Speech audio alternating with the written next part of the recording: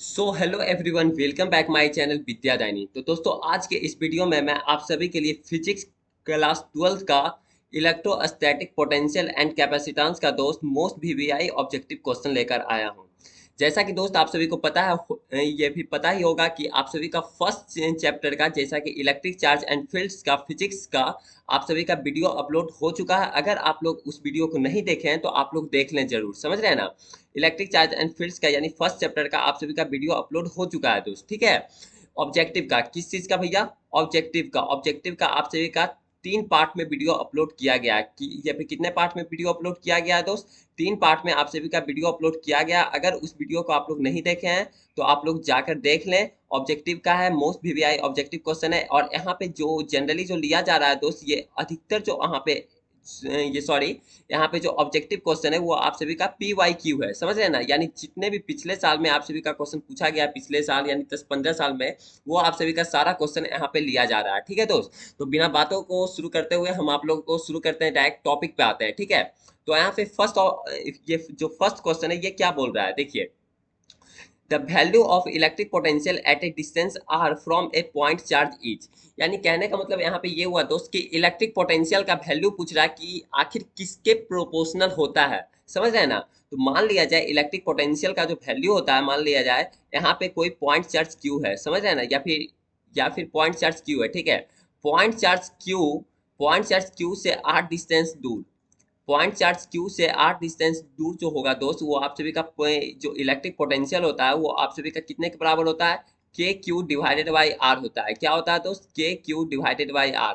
Are यहाँ पे क्या चीज है भैया? आर जो है दोस्त, ये सेपरेशन है पॉइंट चार्ज यानी पॉइंट चार्ज क्यू और इसके किसी एक पॉइंट पी पे जो इलेक्ट्रिक पोटेंशियल होता है वो आप सभी का के क्यू डिवाइडेड बाई आर होता है। और आर हो गया इसका सेपरेशन हो गया, ठीक समझ रहे हैं ना।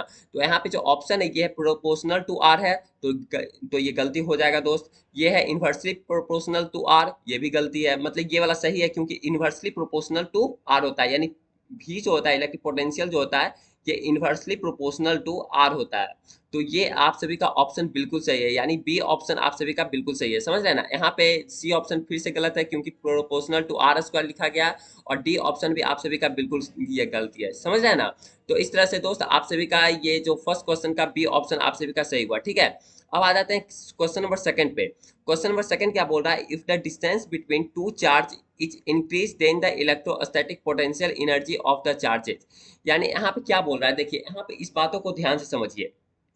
मान लिया जाए कोई दो चार्ज है, एक है चार्ज Q1 और एक चार्ज है Q2। इसके बीच का जो डिस्टेंस है वो दोस्त वो R है, ठीक है। दो पॉइंट चार्ज Q1 और Q2 है।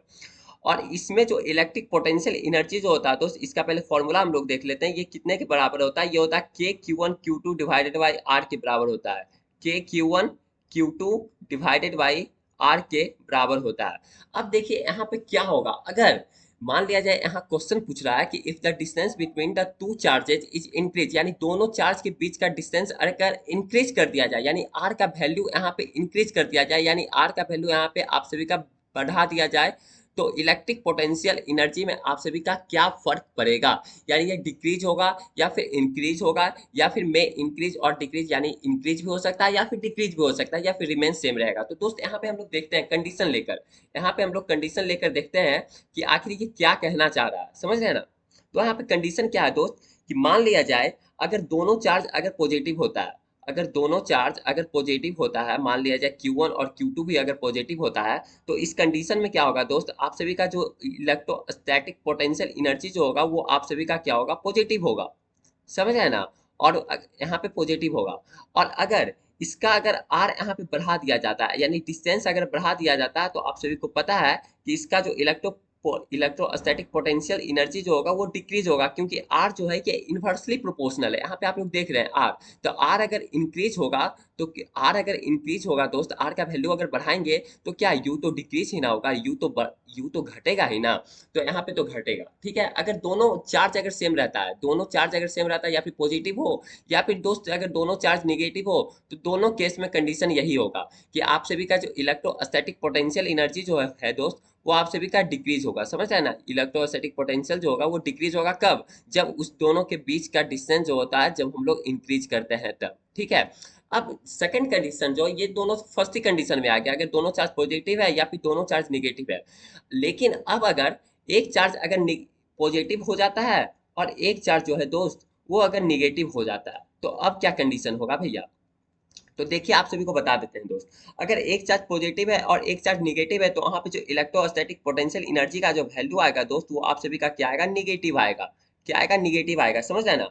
और अगर निगेटिव आएगा तो मान लिया जाए अगर हम लोग आर का डिस्टेंस यहाँ पे इंक्रीज करते हैं, आर का डिस्टेंस अगर इंक्रीज करते हैं तो यहाँ पे इलेक्ट्रोस्टैटिक पोटेंशियल एनर्जी का जो वैल्यू होगा दोस्त, वो आप सभी का इंक्रीज होगा। क्या होगा भैया? इंक्रीज होगा। क्यों भैया? क्योंकि देखिए दोस्त, यहाँ पे इलेक्ट्रो दोनों चार्ज एक दूसरे के अपोजिट है, समझ रहे हैं? एक पॉजिटिव है तो एक निगेटिव है, तो हाँ इलेक्ट्रोस्टैटिक पोटेंशियल एनर्जी तो निगेटिव ही होगा, आप लोगों को पता है, क्योंकि आप फॉर्मूला पे पुट करके देख सकते हैं, ठीक है। और इसमें से अगर निगेटिव वैल्यू है तो आर का डिस्टेंस अगर इंक्रीज करते हैं तो यू क्या होगा दोस्त? यू भी तो इंक्रीज ना होगा, क्योंकि आर तो निगेटिव ना हो जाएगा दोस्त, यहाँ पे निगेटिव ना है तो आर का वैल्यू अगर इंक्रीज करते हैं तो यू भी इंक्रीज होगा, समझ रहे हैं ना? तो इस तरह से है जो दोस्त आप सभी का जो वैल्यू है वो आप सभी का रिमेन्स में इंक्रीज और डिक्रीज भी हो सकता है, यानी इलेक्ट्रोस्टैटिक पोटेंशियल जो है यहाँ पे डिक्रीज हो रहा है और यहाँ पे जो है आप सभी का इंक्रीज हो रहा है। तो इस तरह से जो आपका ऑप्शन जो सही होगा दोस्त सेकंड नंबर क्वेश्चन का, वो आप सभी का सी ऑप्शन सही होगा, समझ रहे हैं ना? और सारा ऑप्शन गलत है, ए भी गलत है, बी भी गलत है और डी भी गलत है, ठीक है। इस तरह से आते हैं क्वेश्चन नंबर थर्ड पे। क्वेश्चन नंबर थर्ड क्या बोल रहा है देखिए, क्वेश्चन नंबर थर्ड भी काफी अच्छा क्वेश्चन है। इसको पहले मैं यहाँ पे रब कर देता हूँ, अगर आप लोग स्क्रीनशॉट लेना चाहते हैं तो आप लोग ले सकते हैं। और यहाँ पे दोस्त आप सभी अगर पीडीएफ इसका लेना चाहते हैं तो आप सभी को 15 अगस्त तक आप सभी को 5 चैप्टर तक पीडीएफ मिल जाएगा, जैसा कि हम आप सभी को शॉर्ट वीडियो में भी बता चुके हैं। आप लोग शॉर्ट वीडियो विद्यारानी चैनल पर जाकर देख सकते हैं। और अगर इसका फर्स्ट चैप्टर का वीडियो नहीं देखें तो आप लोग को विद्यारानी के प्लेलिस्ट में जाएं, वहां पे आप सभी को फर्स्ट चैप्टर का इलेक्ट्रिक चार्ज एंड फील्ड्स का ऑब्जेक्टिव का क्वेश्चन मिल जाएगा, यानी 3 पार्ट में बना गया है, समझ रहे हैं ना? First second third. आ जाते हैं क्वेश्चन नंबर थर्ड पे। क्वेश्चन नंबर थर्ड क्या बोल रहा है कि 64 identical drops each of capacity 5 microfarad combined to form a big drop, what will be the capacity of the big drop? यहाँ पे क्वेश्चन को ध्यान से समझिए कि 64 आइडेंटिकल ड्रॉप्स है, ठीक है। 64 क्या है? आइडेंटिकल ड्रॉप्स है। यहाँ पे पहले ये पूछ रहा है कि हर एक का कैपेसिटी जो है दोस्त वो 5 माइक्रोफैराड के बराबर है, combine to form a big drop. और ये 64 आइडेंटिकल ड्रॉप्स को जो कंबाइन किया जाता है यानी जोड़ा जाता है तो ये एक बिग ड्रॉप में बन जाता है, यानी बिग ड्रॉप में ट्रांसफर हो जाता है। तो पूछ रहा है कि what will be the capacity of the big drop, यानी बिग ड्रॉप का कैपेसिटी क्या होगा, यानी कैपिटल सी हम लोगों से पूछ रहा है, ये कैपिटल सी का वैल्यू क्या होगा, समझ रहे हैं ना? तो यहाँ पे देखिए पहले हम लोग निकाल लेते हैं volume of big drop. Volume of big drop को यहाँ से हम लोग कैपिटल वी से डिनोट कर रहे हैं, ठीक है। वॉल्यूम ऑफ बिग ड्रॉप है ये जो होगा दोस्त, ये 64 इंटू स्मॉल ड्रॉप का वैल्यू के बराबर होगा, यानी वॉल्यूम के बराबर होगा। इसको हम लोग स्मॉल वी से डिनोट करते हैं, यानी 64 इंटू में भी छोटा बूंद का ये यानी छोटा ड्रॉप का ये वॉल्यूम स्मॉल भी है और बड़ा ड्रॉप का जो वॉल्यूम है ये कैपिटल बी से हम लोग डिनोट कर रहे हैं, ठीक है। अब इसका हम वॉल्यूम निकालते हैं कि बड़ा ड्रॉप के वॉल्यूम के लिए जो रेडियस है दोस्त वो आप सभी के लिए कैपिटल आर ले लिए, ये कैपिटल आर हम लोग पुट कर लेते हैं, ठीक है। तो 4/3 इंटू में पाई कैपिटल आर क्यू, जैसा कि आप सभी को पता होगा कि जो बूंदा होगा यानी जो एक तरह से जो ड्रॉप्स होगा वो क्या होगा? स्फीयर के आकार का होगा, तो स्फीयर का वॉल्यूम क्या होता है? 4/3 पाई आर क्यू। अब यहाँ पे जो देखते हैं 64 इंटू में छोटा बूंद का जो वैल्यू होगा दोस्त वो कितना के बराबर होगा? 4/3, इसका वैल्यू उतना ही होगा, लेकिन इसके लिए हम लोग स्मॉल रेडियस लेते हैं, स्मॉल आर लेते हैं, ठीक है, स्मॉल रेडियस। अब देखिए यहाँ से जो होगा दोस्त वो आप सभी का कट जाएगा, 4/3 पाई भी कट जाएगा, पाई भी कट जाएगा। और यहाँ से जो आप सभी का वैल्यू आ जाएगा दोस्त, वो आप सभी का वैल्यू जो आ जाएगा वो capital R is equal to 4r के बराबर आ जाएगा। यानी ये तो आ गया रेडियस में एक दूसरे का रिलेशन आ गया, समझ रहे हैं ना? छोटा बूंद और बड़ा, ये फिर बड़ा वाला बूंद है, ठीक है। लेकिन हमसे क्या पूछ रहा है? कैपेसिटी पूछ रहा है किसका? बिग ड्रॉप का, ठीक है। तो आप लोगों को पता है कि छोटा स्मॉल ड्रॉप है उसका जो कैपेसिटी दिया गया, स्मॉल सी से इसको नोट कर रहे हैं, इसका जो कैपेसिटी दिया गया है दोस्त वो 5 माइक्रोफैराड के बराबर दिया गया है, जैसा कि आप सभी क्वेश्चन में देख सकते हैं ये दिया गया है। और छोटा बूंद का कैपेसिटी का फॉर्मूला क्या होता है, मतलब कि इस तरह से कैपेसिटी का फॉर्मूला क्या होता है दोस्त, ये आप सभी को पता होगा कि 4πε0 आर होता है, 4πε0 आर। छोटा बूंद है तो छोटा बूंद के लिए रेडियस हम लोग क्या लिए थे? स्मॉल आर लिए थे, तो यहाँ पे स्मॉल आर हो जाएगा इज इक्वल टू 5 माइक्रोफैराड के इक्वल हो जाएगा। ये छोटा बूंद के लिए है, समझ रहे हैं ना? लेकिन अगर हमको बड़ा बूंद के लिए चाहिए कैपेसिटेंस, तो बड़ा बूंद के लिए कैपिटल सी यहाँ पे नोट कर रहे हैं, ये कैपिटल सी जो होगा दोस्त वो आप सभी का 4 पाई एप्सिलॉन नॉट इनटू में कैपिटल आर के बराबर आएगा। तो यहाँ से हम लोग देख सकते हैं रिलेशन, जो कैपिटल सी जो होगा दोस्त वो 4 pi epsilon not, capital R का वैल्यू यहाँ पे क्या है, देखिए कैपिटल आर का वैल्यू यहाँ पे क्या है, यहाँ पे कैपिटल आर का वैल्यू है 4 आर के बराबर है। तो यहाँ से 4 पाई एप्सिलॉन नॉट इंटू में आर का वैल्यू कितना है 5 दिया गया, यहाँ पे देख सकते हैं 4 पाई एप्सिलॉन नॉट इंटू में आर, 4 को यहाँ पे हटाते हैं पहले, ठीक है। तो इसका जो वैल्यू आ जाएगा दोस्त, कैपिटल सी का जो वैल्यू आ जाएगा वो 5 इंटू में 4 माइक्रोफराड आ जाएगा। तो 5 इंटू 4 माइक्रोफराड कितना हो जाएगा दोस्त, यानी 20 माइक्रोफराड आप सभी का आंसर हो जाएगा। तो इस तरह से आप सभी का जो ऑप्शन है दोस्त वो आप सभी का डी ऑप्शन सही है। अगर दोस्त कहीं पे भी आप सभी को गलत हो रहा है या चीजें समझ में नहीं आ रही है तो आप लोग कमेंट सेक्शन में कमेंट जरूर करें कि भैया हम लोग को यहाँ प्रॉब्लम है, हमको फिर से यहाँ पे बताइए, ठीक है। तो आप लोग को जरूर बताया जाएगा, ठीक है, आप लोग को जरूर बताया जाएगा दोस्त। इसका अगर स्क्रीनशॉट लेना चाहते हैं तो आप लोग स्क्रीनशॉट ले लें, मैं अभी रब करता हूँ, ठीक है। तो दोस्त ये सब आप सभी कमेंट सेक्शन में कमेंट जरूर करें कि भैया यहाँ पे हमको नहीं समझ में आ रही है, तो आप लोग को जरूर बताया जाएगा। यहाँ पे मैं रब कर लेता हूँ क्योंकि इसके बाद वाला जो क्वेश्चन है इसको बताने के लिए, ठीक है।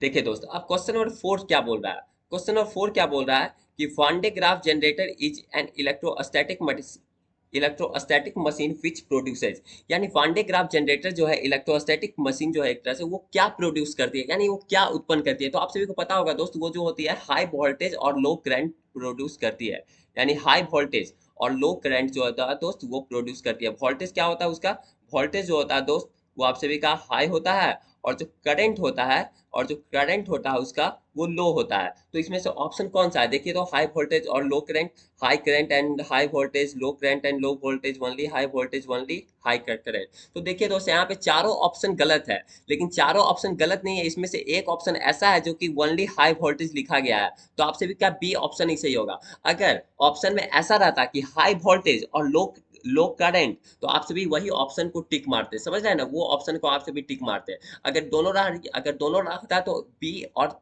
ये ऑप्शन रहता तो ये भी ऑप्शन को सही मारते और ये भी ऑप्शन को सही मारते, बी ऑप्शन को भी। लेकिन यहाँ पे ऐसा ऑप्शन नहीं दिया गया है, यानी हाई वोल्टेज और लो करंट का ऑप्शन नहीं दिया गया है, तो आप सभी का बी ऑप्शन ही सही होगा, यानी ओनली हाई वोल्टेज, समझ रहे हैं ना। तो इस तरह से क्वेश्चन नंबर 4 का बी ऑप्शन आप सभी का सही हुआ, ठीक है। आ जाते हैं दोस्त क्वेश्चन नंबर 5 पे। क्वेश्चन नंबर 5 क्या बोल रहा है, 3 capacitor of capacitance 6 microfarad are available, the minimum and maximum capacitance of 10 are. यानी आप सभी को पता होगा दोस्त कि जो मिनिमम और जो मैक्सिमम कैपेसिटेंस होगा वो कब होता है, जब सीरीज में रहता है दोस्त, जब सीरीज में कैपेसिटेंस रहता है तो आप सभी का मिनिमम होता है, क्या होता है, मिनिमम होता है। जब आप सभी का सीरीज में कैपेसिटर जब कनेक्ट रहेगा तो आप सभी का मिनिमम होगा। क्यों होगा मिनिमम, क्योंकि इसका फॉर्मूला जो होता है दोस्त वो आप सभी का 1/c इक्विवेलेंट जो होता है वो आप सभी का कितना होगा, 1/6 प्लस 1/6। तो 1/6 प्लस 1/6 कितना आ जाएगा दोस्त, 1/2 आ जाएगा, यानी 3 क्या बोलते हैं 2/6 आएगा। तो 2/6 इज इक्वल टू क्या हो जाएगा, 1/2 हो जाएगा, समझ रहे हैं, सॉरी 3/6, 3 होना है, 3 क्या, सॉरी 3 आ जाएगा यहाँ पे, रुके रुके रुके, यहाँ पे आ जाएगा आप सभी का 1/6 और एक ऐड होगा, समझ रहे हैं ना, यहाँ पे जो है 1/6 और ऐड होगा। तो यहाँ पे 3/6 आ जाएगा, 3/6 इजिकल टू कहने का मतलब 1/2 आ जाएगा, 1/2 कहने का मतलब यानी सी इक्विवेलेंट जो हो गया दोस्त वो आप सभी का 2 माइक्रोफराड के इक्वल होगा, जो आप सभी का ये मिनिमम है। अगर इसको पैरेलल में कनेक्ट कर दिया जाए, तो क्या कंडीशन होगा, तो डायरेक्ट ये जुड़ जाएगा, यानी सी इक्विवेलेंट क्या हो जाएगा, सी इक्विवेलेंट हो जाएगा 6 प्लस में 6 और प्लस में 6। तो 6 प्लस में कितना हो जाएगा, 18 माइक्रोफराड के बराबर आ जाएगा। तो इस तरह से आप सभी का जो है दोस्त वो आप सभी का कौन सा ऑप्शन सही है, 2 माइक्रोफराड 18 माइक्रोफराड, यानी सी ऑप्शन सही है। मिनिमम कितना पूछा था, मिनिमम पहले पूछा तो मिनिमम हम निकाल दिए 2 माइक्रोफराड जब ये सीरीज में कनेक्ट रहेगा तो कैपेसिटर, और अगर ये मैक्सिमम पूछा है तो मैक्सिमम जब पैरेलल में कनेक्ट रहेगा तो आप सभी का 18 माइक्रोफराड के उत्तर के बराबर आएगा, यानी सी ऑप्शन आप सभी का सही है। आप लोग सॉल्व कीजिए, देखिए यहाँ पे तो सॉल्व कर ही रहे हैं, आप लोग को समझा ही रहे हैं स्टेप बाय स्टेप, ठीक है। अब आ जाते हैं क्वेश्चन नंबर 6 पे। क्वेश्चन नंबर 6 क्या बोल रहा है, क्वेश्चन नंबर 6 बोल रहा है दोस्त कि the net charge on A charge capacitor is, यानी नेट चार्ज कितना होगा, नेट चार्ज आप सभी को पता होगा दोस्त, नेट चार्ज कितना होता है किसी भी कैपेसिटर पर, नेट चार्ज मान लिया जाए एक पैरेलल कैपेसिटर ही लेते हैं, तो पैरेलल कैपेसिटर को अगर कनेक्ट कर देते हैं पहले चार्ज से मान लिया किसी भी बैटरी से यहाँ कनेक्ट है, तो पहले तो मान लिया जब ये बैटरी से कनेक्ट नहीं था तो यहाँ पे तो चार्ज जीरो था, ठीक है, दोनों कैपेसिटर प्लेट पे चार्ज जीरो रहेगा। लेकिन जब इसको यहाँ से बैटरी से कनेक्ट कर दिया जाता है तो यहाँ से क्या होता है दोस्त, यहाँ से आप सभी का करंट फ्लो होता है, समझ रहे हैं ना, यहाँ से आप सभी का करंट फ्लो होता है। करंट फ्लो होने के कारण क्या होता है, इस पे आ जाता है प्लस क्यू चार्ज और इस पे आ जाता है माइनस क्यू चार्ज, समझ रहे हैं ना, इस पे प्लस क्यू चार्ज और एक प्लेट पे माइनस क्यू चार्ज। तो इसका पूछ रहा है नेट चार्ज, तो नेट चार्ज इसका कितना होगा दोस्त, net charge is equal to कितना होगा, net charge is equal to plus minus Q cut जाएगा, प्लस क्यू माइनस क्यू, ये दोनों कट जाएगा, यानी उत्तर आ जाएगा कितना, आंसर आ जाएगा आप सभी का जीरो, आंसर आ जाएगा आप सभी का जीरो, यानी इस तरह से ऑप्शन आप सभी का ए ऑप्शन सही है। ठीक है, क्वेश्चन नंबर 6 का आप सभी का ए ऑप्शन सही है, इसका स्क्रीनशॉट ले लें। ठीक है, क्वेश्चन नंबर 7 क्या बोल रहा है, the value of electric potential at a distance are from a point charge Q is. देखिए इलेक्ट्रिक पोटेंशियल पूछ रहा है, इलेक्ट्रिक पोटेंशियल का फॉर्मूला क्या होता है, ये तो फर्स्ट ही क्वेश्चन था दोस्त, सिर्फ क्वेश्चन को घुमाए हुए के क्यू डिवाइडेड बाई आर होता है, यानी के का वैल्यू कितना होता है 1/4 पाई एप्सिलॉन होता है, आप सभी जानते होंगे, तो ये ऑप्शन आप सभी का सही है, ए ऑप्शन, यानी क्वेश्चन नंबर 7 का ए ऑप्शन सही है। देखते हैं हर एक क्वेश्चन फॉर्मूला बेसिक पूछा जाता है, हर एक क्वेश्चन, ठीक है। और देखिए यहाँ पे क्वेश्चन नंबर 8 क्या बोल रहा है, the electric potential due to a small electric dipole at a large distance are from the centre of dipole proportional is, यानी इसका ऑप्शन कितना होगा, इलेक्ट्रिक पोटेंशियल जो होता है दोस्त वो क्या के बराबर होता है, पहले आप लोग यहाँ समझिए, electric potential due to a small electric dipole आप लोग को पता होगा माइनस माइनस क्यू चार्ज और प्लस क्यू चार्ज और सेम मैग्नीट्यूड का होता है, समझ रहे हैं ना। यहाँ पे मान लिया जाए एक ले लिए माइनस क्यू चार्ज और एक ले लिए प्लस क्यू चार्ज और एक ले लिए प्लस क्यू चार्ज, ठीक है, प्लस क्यू चार्ज। अब क्या करेंगे, इसके बीच का जो डिस्टेंस है वो ए है, ठीक है, इसके बीच का डिस्टेंस कितना है, ए है। अब इसके बीच का एक पॉइंट चार्ज पी ले लेते हैं, मतलब पॉइंट पी ले लेते हैं, ठीक है, एक पॉइंट पी ये ले लेते हैं और इसका जो मिडिल है, इसके बीच का जो डिस्टेंस है दोस्त वो आर ले लेते हैं। तो यहाँ से क्या पूछ रहा है, पोटेंशियल एनर्जी पूछ रहा है, किसका क्या पूछ रहा है, पोटेंशियल, इलेक्ट्रिक पोटेंशियल किसके बराबर हो जाएगा, इलेक्ट्रिक पोटेंशियल जो है दोस्त वो K Q divided by R square के बराबर हो जाता है, यानी भी जो है वो किसके प्रोपोर्शनल आया, यानी इन्वर्सली प्रोपोर्शनल आर स्क्वायर के आया, समझ रहे हैं, इन्वर्सली प्रोपोर्शनल आर स्क्वायर का आया, यानी 1 में आर स्क्वायर, इसका जो ये सी ऑप्शन जो है आप सभी का सही हो जाएगा। क्वेश्चन नंबर 8 का आप सभी का सी ऑप्शन सही है। ठीक है, आप लोग नहीं समझे तो आप लोग कमेंट सेक्शन में कमेंट जरूर कीजिएगा। अब आ जाते हैं क्वेश्चन नंबर 9 पे। क्वेश्चन नंबर 9 क्या बोल रहा है, क्वेश्चन नंबर 9 देखिए दोस्त, the electric potential is equatorial position of an electric dipole is, इसका वैल्यू जीरो होता है, ये फॉर्मूला आप लोग याद कीजिए, इलेक्ट्रिक पोटेंशियल इक्वेटोरियल पोजीशन पे कितना होता है इलेक्ट्रिक डायपोल का, तो जीरो होता है, आप लोग याद कर लीजिए, ठीक है, जीरो। क्वेश्चन नंबर 10 क्या बोल रहा है, यहाँ देखिए, पोटेंशियल ग्रेजिएंट इज इक्वल टू कितना के बराबर हो जाएगा, तो आप सभी का डीवी अपॉन डीएक्स के बराबर हो जाएगा, यानी क्वेश्चन नंबर 10 का सी ऑप्शन आप सभी का सही है। ये सब सारा फॉर्मूला बेस्ड क्वेश्चन है, फॉर्मूला बेस्ड। क्वेश्चन नंबर 11 देखिए, क्वेश्चन 11 क्या बोल रहा है, electric potential is equal to, electric potential किसके बराबर होता है, तो इलेक्ट्रिक पोटेंशियल जो होता है दोस्त आप सभी को पता होगा किसके बराबर होता है, डब्ल्यू अपॉन में क्यू के बराबर होता है। क्यों भैया ऐसा क्यों होता है, क्योंकि आप सभी को पता है दोस्त, किसी भी पॉइंट चार्ज को अगर इन्फिनाइट से किसी पॉइंट पी तक लाने में जो वर्क डन करना पड़ता है, किसी भी इन्फिनाइट से किसी एक पॉइंट चार्ज क्यू को इन्फिनाइट से किसी एक पॉइंट पी तक लाने में जो वर्क डन करना पड़ता है, उसी को हम लोग इलेक्ट्रिक पोटेंशियल कहते हैं। तो वर्क डन करना पड़ा यानी वर्क डन अपॉन में चार्ज, यानी इसका हो जाएगा पोटेंशियल, ये समझ रहे हैं, V is equal to W upon Q, इसका फॉर्म मतलब कि डिफिनीशन यही होता है, इलेक्ट्रिक पोटेंशियल का डिफिनीशन ये होता है कि किसी एक पॉइंट चार्ज क्यू को इन्फिनाइट से किसी एक पॉइंट पी तक लाने में जो वर्क डन करना पड़ता है उसी को हम लोग इलेक्ट्रिक पोटेंशियल कहते हैं, यानी इस तरह से आप सभी का कौन सा ऑप्शन सही हुआ, बी ऑप्शन आप सभी का सही हो गया। ठीक है, आ जाते हैं क्वेश्चन नंबर 12 पे। 12 नंबर क्वेश्चन क्या बोल रहा है, two point charge of 10 microcoulomb and minus 10 microcoulomb are placed at a distance 40 cm in air, potential energy of the system will be। देखिए दोस्त ये आप क्वेश्चन आराम से सॉल्व कर सकते हैं, इसका आंसर जो होगा दोस्तों आप सभी को बता देते हैं, आप लोग सॉल्व जरूर कीजिए, इसका जो आंसर है वो -2.25 जूल के बराबर है। देखिए हर एक क्वेश्चन हम लोग सॉल्व करेंगे तो यहाँ पे इतना समय नहीं है, लेकिन हाँ अगर आप लोग सॉल्व करते हैं आंसर नहीं आता उसके बावजूद तो आप लोग कमेंट सेक्शन में कमेंट जरूर कीजिएगा, तो आप सभी को बोर्ड पे इसका वीडियो बताया जाएगा, यानी इसका सॉल्यूशन बताया जाएगा। क्या बताया जाएगा भैया, इसका सॉल्यूशन बताया जाएगा दोस्तों, समझ रहे हैं ना, इसका सॉल्यूशन बताया जाएगा। अगर आप लोग सॉल्व कीजिए, पहले पहले आप लोग खुद से सॉल्व कीजिए, ठीक है, इसका आंसर आप सभी को बता दिए हैं, सी ऑप्शन सही है। ठीक है, one farad is equal to, one farad कौन नहीं जानता, one farad is equal to ये किसके बराबर होता है? ये सब बोर्ड का क्वेश्चन है दोस्त, वीवीआई इंपॉर्टेंट ऑब्जेक्टिव क्वेश्चन है, और पीवाई क्यू है, यानी पिछले साल ये सब क्वेश्चन पूछा जाता है, हर एक साल ये सब क्वेश्चन दोस्त रिपीट होते रहता है। One farad is equal to कितना के बराबर? वन फ्राइडे आप सभी को पता है 1 कूलम अपॉन में 1 वोल्ट के बराबर होता है, तो आप सभी को कितना के बराबर होता है? 1 कूलम अपॉन में 1 वोल्ट। देखिए यहाँ पे ये हो गया, प्रिंटिंग मिस्टेक हो गया, यहाँ पे भी पे पावर -1 होगा, तो समझ रहे हैं ना, भी पे पावर -1 होगा, यानी 1 कूलम पर वोल्ट, यानी बी ऑप्शन सही है। समझ रहे हैं ना, इसको थोड़ा प्रिंटिंग मिस्टेक हो गया, 1 2 यहाँ पे नहीं लिखाएगा, पावर -2 लिखाएगा, यहाँ पे भी पावर -2 लिखाएगा। समझ रहे हैं ना, तो 1 कूलम पर वोल्ट होता है। One farad is equal to. Question number 14, question number 14 क्या बोल रहा है? देखिए यहाँ पे क्वेश्चन नंबर 14 बोल रहा है which of the following is correct for the capacity of parallel plate capacitor. Parallel plate capacitor के लिए क्या फॉर्मूला होता है? एप्सिलॉन नॉट ए अपॉन में डी। डायरेक्ट ए ऑप्शन सही है, ए ऑप्शन आप सभी का सही है, एप्सिलॉन नॉट ए अपॉन में डी। ठीक है, आ जाते हैं क्वेश्चन नंबर 15, ये आप लोग सॉल्व कीजिए क्वेश्चन नंबर 15, या फिर दोस्त यहीं तक आप सभी का रहने देते हैं। क्वेश्चन नंबर देखिए एक बार, क्वेश्चन नंबर 15 सॉल्व कर लेते हैं। Equivalent capacity between A and be in figure is, यानी इक्विवेलेंट कैपेसिटी कितना होगा? तो यहाँ पे देखिए फिगर में दिया गया दो कैपेसिटर है, तो दो कैपेसिटर का इक्विवेलेंट कैपेसिटर कितना होगा? तो सी इक्विवेलेंट कितना हो जाएगा? ये क्या बोलते हैं, सीरीज में कनेक्टेड है, तो 1/c प्लस में 1/c, 1/c 1/c कितना हो जाएगा? 2/c, यानी सी इक्विवेलेंट कितना आ जाएगा?